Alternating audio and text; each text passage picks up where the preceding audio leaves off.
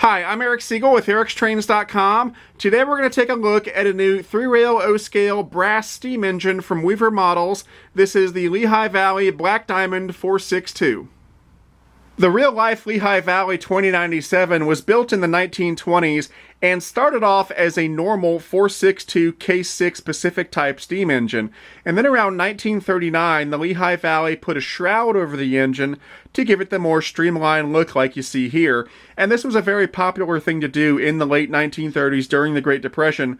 The railroads would put these shrouds on the engines to give them a more futuristic, streamlined look in the hopes of drawing business back to the railroads. Now, the Weaver Models version of this engine features all brass construction, and it comes in two different versions, a 2-rail version and a 3-rail version. Of course, this one right here is the 3-rail version. Let's go over some stats for the model. The length is 23 inches. The engine and the tender have a combined weight of 6 pounds 14 ounces. The pulling power of this engine is about 1 pound 13 ounces, and the minimum curve needed to operate this engine on 3-rail track is 0.54. Under the hood, the engine is powered by one large flywheel motor, and then in the tender, you'll find the electronics packages for the command and sound systems. The sound system is Lionel Rail Sounds, and the command system is Lionel's classic TMCC command system. That's not legacy, it's the older classic TMCC, but that's okay because the engine runs great and sounds great, so that's no big deal. And you can still run the engine with legacy if you have legacy. It's just got the older TMCC system inside. And speaking of control, there are 3 ways to operate this engine. You can operate the engine conventionally if you want, with just a transformer and some track, or you can use Lionel's classic TMCC Cab 1 controller, or you can use the newer Lionel Legacy system. This engine has loads of great details and features, so now let's go ahead and take a closer look. Let's start things off by taking a look at the wheels. On the lead truck, we've got the typical solid wheels with the high rail flange, but they do have some nice detailing right here between the wheels. The drive wheels are nicely done. There's this great drive gear, of course, and then there's very fine spoking on the wheels, and there's even some nicely detailed brake gear between the wheels. I'm not sure if you can see it very well in the video, but the trailing truck is also very nicely done, and they've got some really nice spoking on these trailing wheels.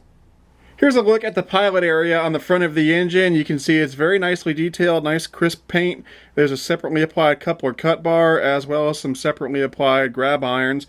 And then we've got some nice grill work here as well. Check out the steps. They're very cool. There's safety tread on every step and on the walkways up here. You've got these cool white stripes that extend all the way to the back of the engine. And I don't know if you can tell in the video, but these steps are curved, so it gives a very aerodynamic, flowing, sleek look to the whole thing. Moving up on the model, we've got this awesome torpedo-shaped nose on the front of the boiler, and this really cool operational headlight in the middle. We've also got these neat-looking blade fin-like structures here and up here. And up here, again, we've got some really nice grill work going on. This is as good a time as any to talk about the paint on this model. It's absolutely perfect, which is what I've come to expect from Weaver. If there's one thing Weaver does really, really well, it's paint. I've never seen anything come out of Weaver that has a paint job that's anything less than perfect. On the sides of the engine, we've got this really nice Lehigh Valley logo, and again, this really cool pinstriping going on. Up on the walkway, again, there's safety tread.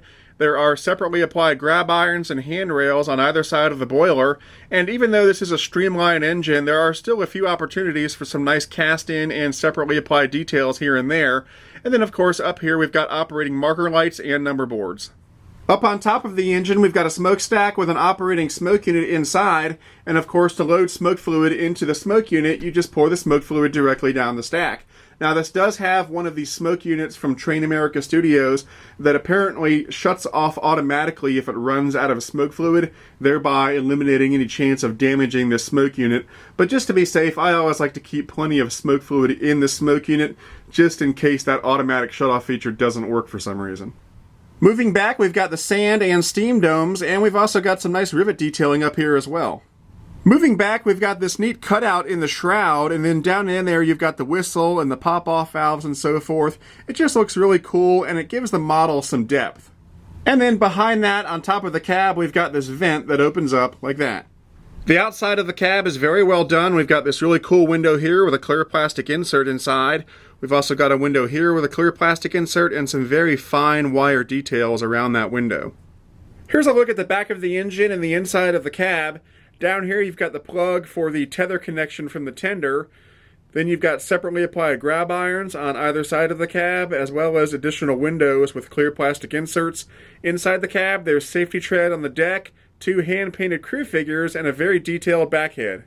Here's a look at the underside of the engine. There are 2 center rail pickup rollers. There are also traction tires on the rear set of drivers. And then on the far side over here, you can't see it, but there's an on-off switch for the smoke unit. One of the nice things about Weaver engines is that they always put this plate on the underside of the model to let you know what number your model was in the production run. And from this plate we can see that this was number 11 out of 75 engines that were produced in the run. Now let's check out the tender. As you can see, the sides look great. We've got this fantastic pinstriping going on. The paint, again, is perfect. We've got nicely detailed metal side frames on the trucks down here, and separately applied metal grab irons at either end. Let's check out the front. Here's the wire harness that connects to the engine. Then we've got safety tread up on the deck, and we've got some nicely detailed steps as well. On top of the tender, we've got a real coal load, and then a nicely detailed ladder right here. Some other nice details back here, and then this panel here flips up to reveal the controls for the engine, including the master volume control and the TMCC run program switch.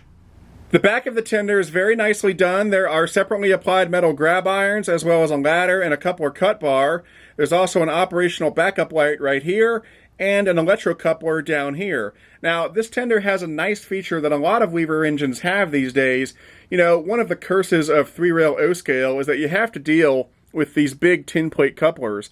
And so to combat that, what Weaver has done is they've tucked the coupler up under the tender a bit so that it actually pulls the car behind the tender a little closer, and you get a little more of a prototypical gap between the tender and whatever you're pulling, despite the fact that you're using this big O-gauge coupler.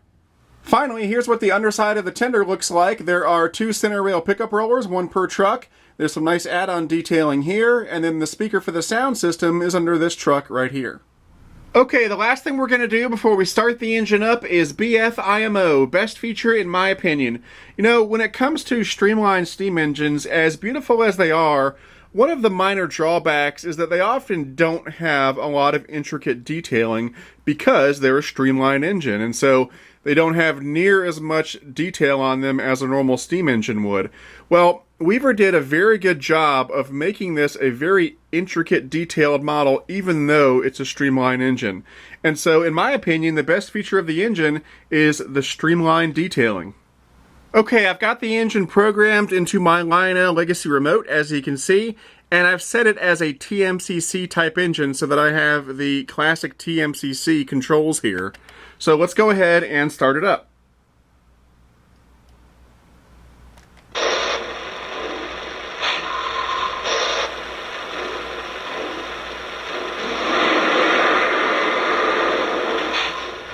Okay, here's the whistle.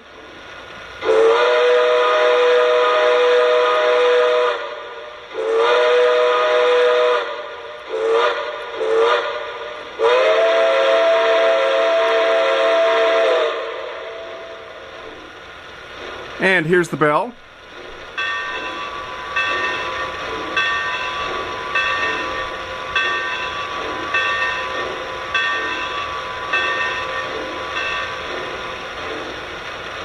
And of course, like all classic TMCC engines, it does have some minimal crew talk sound effects, so let's give those a listen real quick. Engineer, you may proceed on track 1. Have a good day.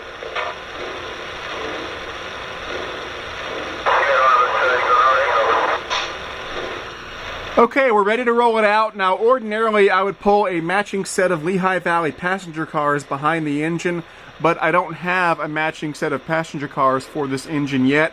So today, I'm just going to be running the engine by itself.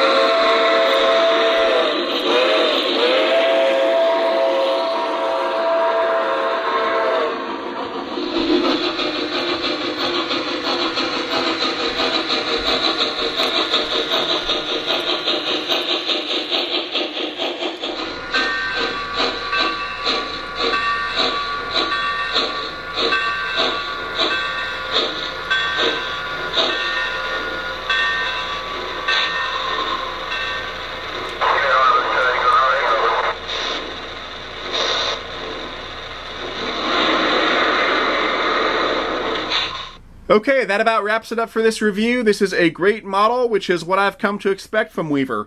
If you want to purchase one of these, the retail price is just under $1,250. Although if you go through a good Weaver dealer, you may be able to get a little bit of a discount off that retail price. Now, if you want to get one of these things, you need to act fast because, as you saw from the number plate on the underside of the engine, there are not a lot of these being made. So if you wait too long, you may not be able to get one. Act now, and you can still get one while they're still available. If you want to get one, contact your local Weaver dealer or contact Weaver Models directly. You can get to their website at www.weavermodels.com or give them a call at 570-473-9434. Anyway, that's it for now. I'm Eric Siegel, and I'll see you next time.